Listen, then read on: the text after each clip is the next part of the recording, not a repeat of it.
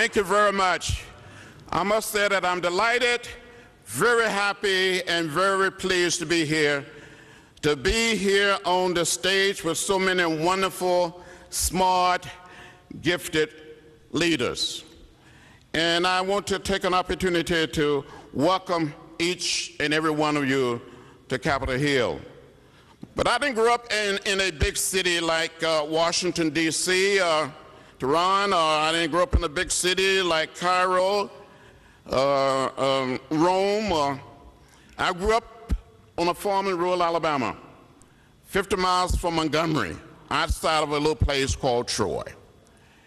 When I was growing up, I saw those signs that said white men, white women, colored women, white waiting, colored waiting.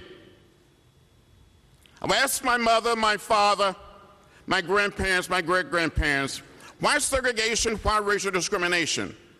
And they would say, that's the way it is. Don't get in the way, don't get in trouble. Well, one day I heard about Rosa Parks. One day I heard the words of Martin Luther King Jr. on our radio, 15 years old in the 10th grade. I was inspired to get in the way, to get in trouble, good trouble.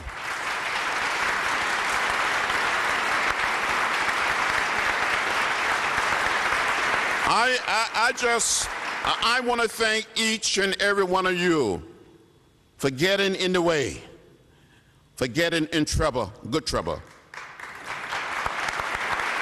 As someone indicated much earlier, the wind of change is blowing throughout the Middle East. All over the Middle East, all over our world, people are standing up for freedom, for democracy. They're getting in trouble, good trouble, necessary trouble. And thank you for standing up. And I want to thank the brave and courageous people of Iran for standing up, for never giving up, for never giving in, for keeping the faith.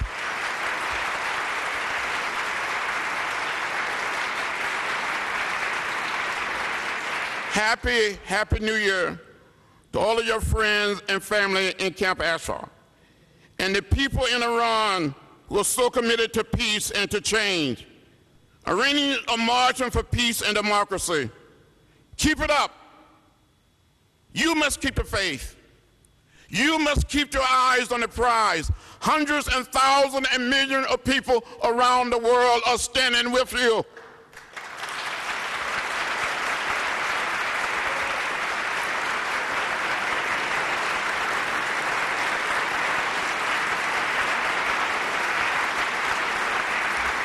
If we keep pushing, keep moving, keep pulling, when we will see in Iran, one person, one vote, freedom and democracy.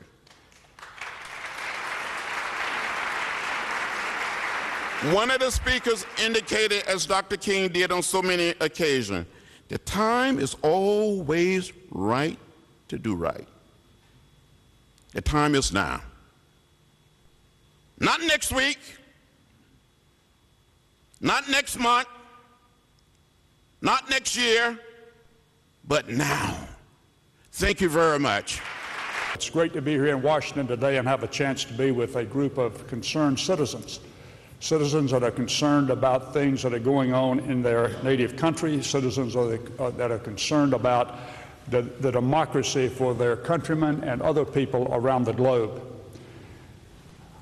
We are especially excited, I think, during this period of time because it is a time of great change. And whenever I look at change, I think in terms of what's the most effective way to bring about change, what is the most least disruptive manner that we can do it, and what's the best timing for that change.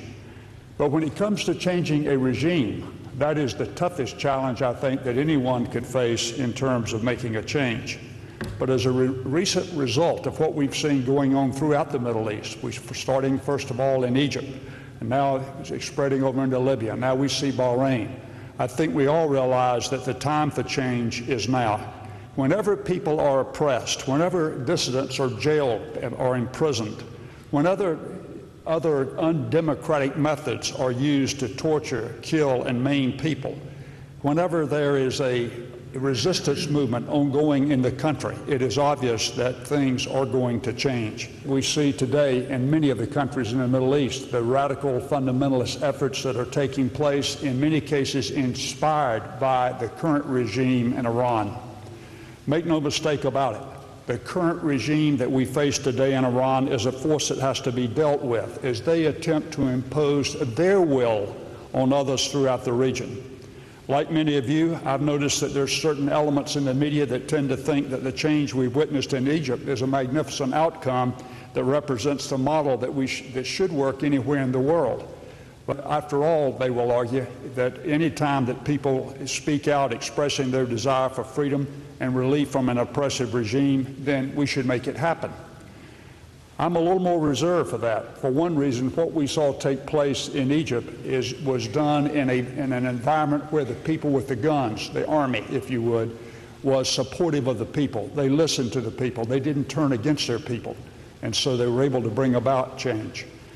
You know, Mubarak wasn't the greatest, but he also was a leader that was friendly to the West and liked to work within a system that was not carrying out radical and fundamentalist movements throughout the world. Behind the scenes, the Iranians are working very hard, the current regime, to bring about change that will be in their favor. Hopefully, it will not turn out to be a case of be careful what you wish for. But now that brings me, let's skip right over to Iran, because I think from my perspective, the Iranian people could not be much worse off than they are today with that current regime in place.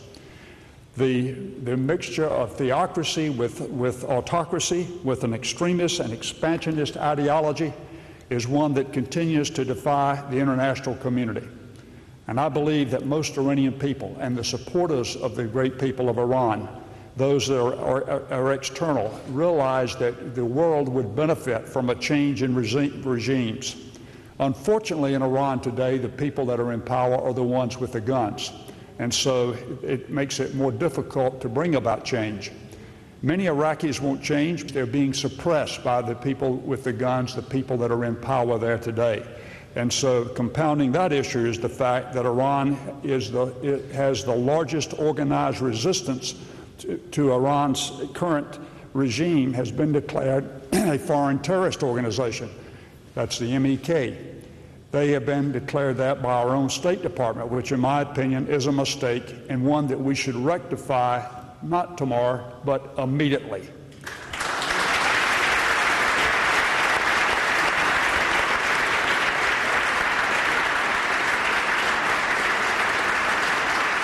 Iran's current regime is the largest exporter of terrorism in the world. This is not a regime that needs to be modified or changed. It needs to be replaced. Yet by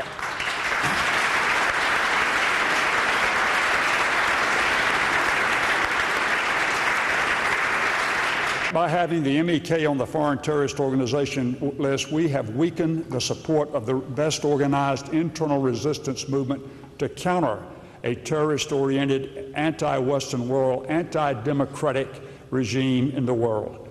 They could potentially head a well-organized, well-financed movement not dependent upon U.S. or Allied-backed funding.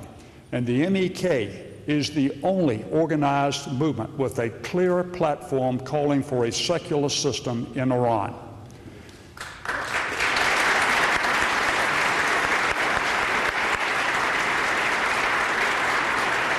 And then to add insult to injury, we have Camp Ashraf, where they have killed or injured the Iraqis that stood by in attacks.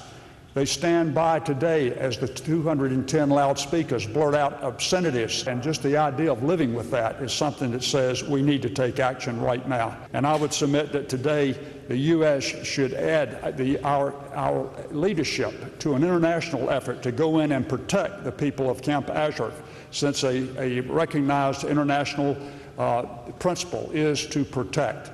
We should lead that effort, and we ought to do it right now.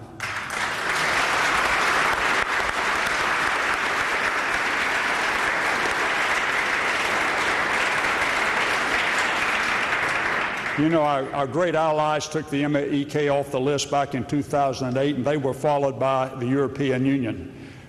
Here in the United States, my good friend and our great ambassador, Dale Daly, who knows more about terrorism than any other individual I think that I've ever met, has recommended they be removed from the list. The 112th Congress passed a resolution recommending to the Secretary of State to take them off the list.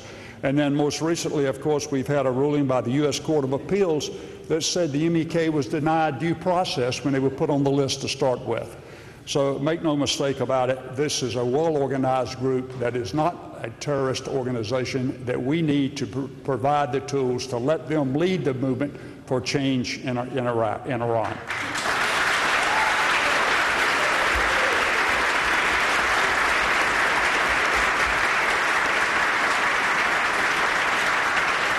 Iran has a much stronger and more concentrated nationalism than any other country in the region. When I look at the oppression and inequality of women by the current regime, it's deplorable. Women also want equality. They want respect. They want the right to participate in their government, and they want to live their lives in a productive manner with dignity, which unfortunately is not the case today inside Iran. Today, the current regime exercises its theocratic manner by declaring women as physically, intellectually, and physically inferior to men, and counter to women's rights and their expectations. Fortunately, Iranian women have been willing to stand up over the years, even at the risk of imprisonment or death in the pursuit of freedom.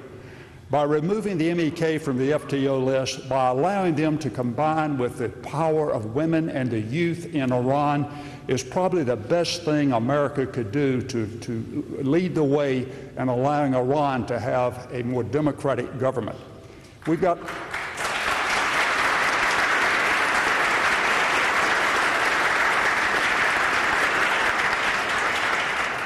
got a great Secretary of State in Secretary Clinton, but for those below her, I would make the recommendation that they expedite the process of getting a recommendation in front of the Secretary that says take the MEK off the list.